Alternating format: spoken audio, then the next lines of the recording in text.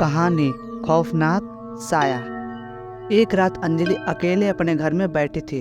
अचानक उसके फ़ोन पर एक अनजान नंबर से कॉल आया।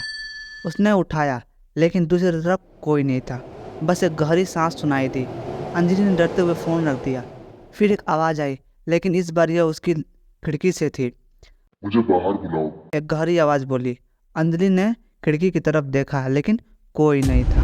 उसने सोचा कि शायद उसकी कल्पना है। कुछ मिनटों बाद अचानक उसके दरवाजे पर दस्तक हुई। खोलो, मैं अंदर आना चाहता हूँ। वही आवाज़ फिर से आई। उसने हिम्मत जुटाकर दरवाज़ा खोला, लेकिन वहाँ सिर्फ अंधेरा था। उसका दिल तेजी से धड़कने लगा।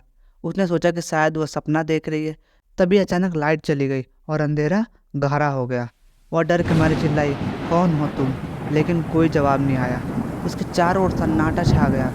फिर उसने अपने कमरे में कोने में एक साया देखा। वह धीरे धीरे उसकी तरफ बढ़ रहा था। अंजलि ने भागने की कोशिश की, लेकिन उसके पैर ज़मीन पर जकड़ गए। मुझे मत छोड़ो। साया बोला। अब वह एकदम पास आ गया। तुम्हें मेरी मदद करनी होगी। उसने कहा। अंत में उसकी सांसें थम गई। अब एकदम पास आ गया। उसने कहा, मैं तुम्हारी मदद नहीं कर सकती। साया अचानक बौखला गया। फिर मैं तुम्हें छोड़ूंगा नहीं। उसने एक जोर से चीख मारी और आंखें बंद कर ली। तब उसने फिर आंखें खोली तो सब कुछ सामान्य था, लेकिन उसका फ़ोन फिर से बज उठा। वह डरते डरते उठाती है और आवाज़ सुनाई देती है। मैं अभी भी यहाँ हूँ। अंजलि का दिल फिर से धड़कने लगा। क्या वो फिर से उस साया का सामना करेगी?